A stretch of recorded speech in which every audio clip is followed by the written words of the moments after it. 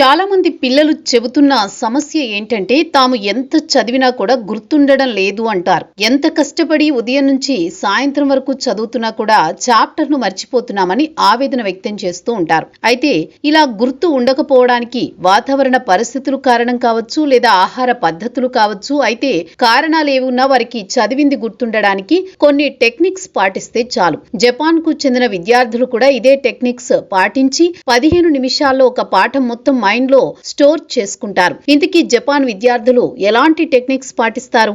కియాదాన్ హోసీకి ఈ విధానం ద్వారా విద్యార్థులు ఒక చాప్టర్ ను తీసుకుని దాన్ని చిన్న చిన్న భాగాలుగా విభజిస్తారు. ముందుగా ఒక ప్రధాన భాగాన్ని తయారు చేసి మిగతావి చిన్న చిన్నవిగా తయారు చేసుకుంటారు. ఇలా ఫస్ట్ 3 నిమిషాల్లో ఆ పని చేస్తారు. ఆ చాప్టర్ ను పార్ట్స్ గా విభజించి తర్వాత ఆ చాప్టర్ లో ఉన్న కొన్ని ముఖ్యమైన పదాలను ఒక పిక్చర్ లా ఏర్పాటు చేసుకుంటారు. ఉదాహరణకు ఒక జంతువుకు సంబంధించిన స్టోరీ అయితే ఆ జంతువు ఫిగర్ ను వేసుకుంటారు. ఇలా బొమ్మలు వేయడం ద్వారా వీరి మైండ్ లో ఇది ఫిక్స్ అయిపోతుంది. దీని నుంచి 6 నుంచి 8 నిమిషాల పాటు చేస్తారు. ఇప్పటి వరకు చదివింది లేదా బొమ్మలు గీసింది గుర్తు పెట్టుకోవడానికి 9 నిమిషాల పాటు బుక్ మూసివేసి ఇమాజిన్ చేసుకోవాలి. అంటే ఇప్పటి వరకు ఏం చేశారో దాన్ని రిపీట్ చేసుకోవడం. ఇలా చేయడం వల్ల మీ మైండ్ లో ఇమేజెస్ ఫిక్స్ అయిపోతాయి.